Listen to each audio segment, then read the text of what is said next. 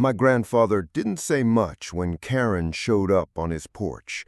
He just stood there, weather-worn hands gripping the railing of the same cedar porch he built with his father 60 years ago.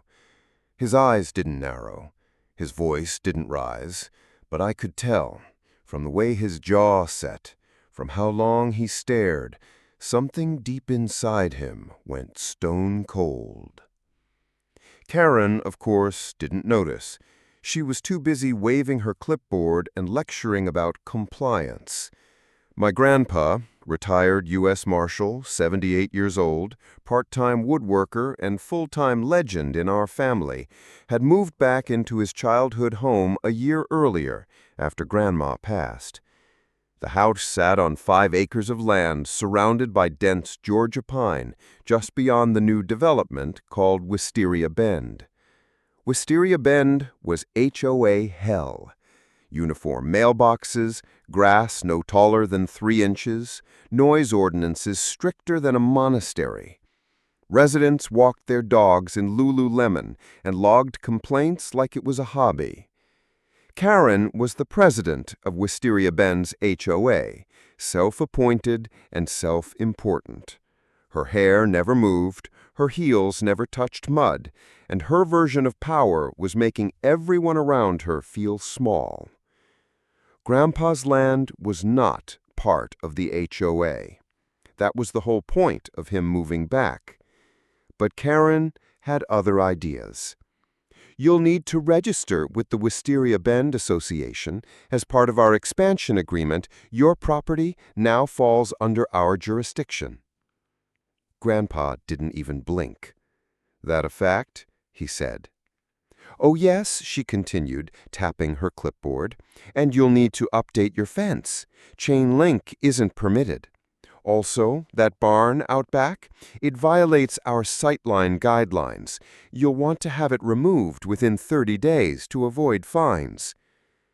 I was sitting on the porch steps, sipping iced tea, watching it all unfold. I'd driven in for the weekend from Atlanta to help Grandpa fix the water pump. I could see the storm brewing behind his calm exterior. Karen gave a final smile. Of course, once you're registered, you'll be eligible to vote on our quarterly board decisions. It's really quite democratic. Then she left, just like that. 2 days later, a letter came in the mail. An official-looking packet with Wisteria Bend's seal, HOA documents, fee schedules, a pre-filled registration form, a note warning of $500 daily non-compliance penalties. I offered to call a lawyer. Grandpa said no. He didn't need one. That night, he opened an old metal box under his bed and pulled out a leather wallet I hadn't seen since I was a kid. Worn smooth, stitched with the initials USM in faded thread. He opened it. A badge gleamed inside. Still valid? I asked. He smiled. Let's find out. Karen came back the following week, this time with 2 Wisteria Bend board members and a private security officer wearing sunglasses and a smug grin.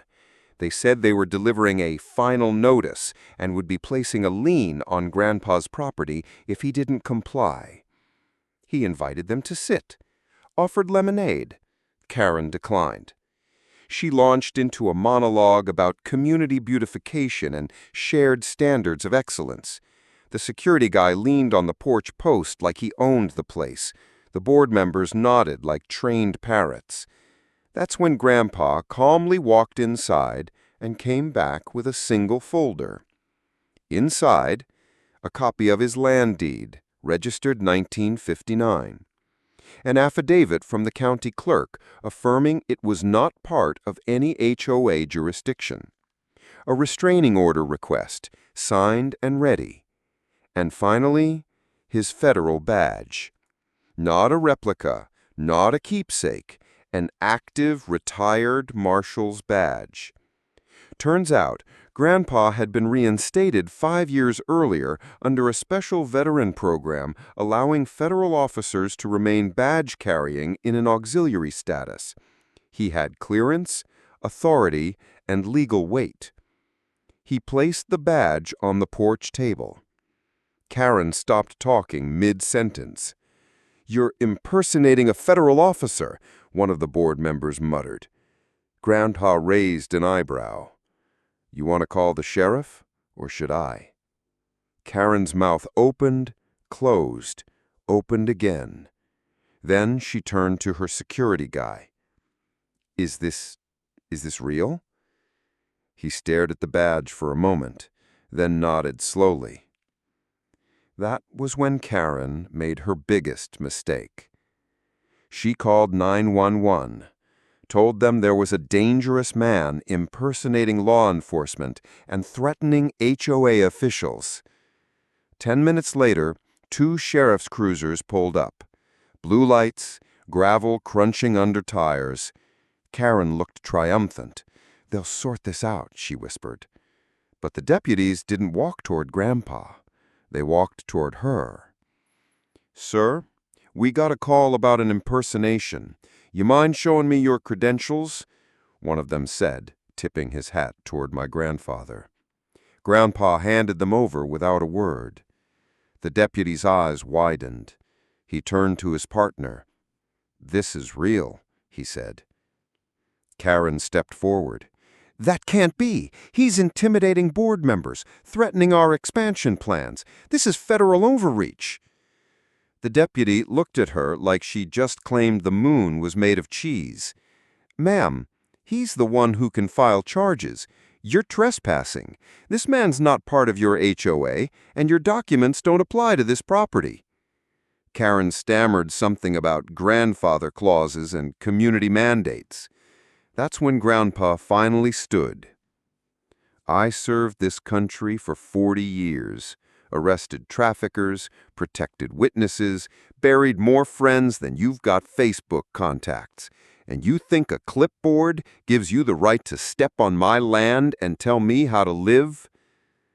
Karen froze. One deputy handed her a formal trespass warning. The other warned her next visit would result in arrest. The board member slinked off without another word. Karen left in silence. But it wasn't over. 2 weeks later, Grandpa got notice from the county. Karen had filed a complaint alleging unauthorized structures, unsafe land conditions, and suspicious firearms possession. So he responded with a lawsuit. Defamation, harassment, filing false reports. And because he was a federal auxiliary officer, it became federal harassment. Karen's world crumbled fast. Under investigation, it turned out she'd done this to 3 other neighboring properties, fabricated boundaries, forged HOA maps, pressured elderly residents into signing agreements under threat of liens. She was hit with multiple charges, fined 6 figures, removed from the HOA. The HOA itself dissolved within 3 months by a unanimous community vote. The kicker? Grandpa bought Karen's house at auction 6 months later, said he needed a place for firewood storage. He never moved in, just built a big old shed out front and mounted a metal sign above the door. Not subject to HOA. Every time I visit now, we sit on the porch, same railing, same iced tea, and every so often he taps that old badge and says, "Power isn't a clipboard. It's knowing where the line is and making sure no one crosses it." Karen learned that the hard way, because when she called the cops on my grandpa, she thought she was exposing a fraud. Instead, she exposed herself. And my grandpa? He just stood there on the porch, unmoved, like a mountain.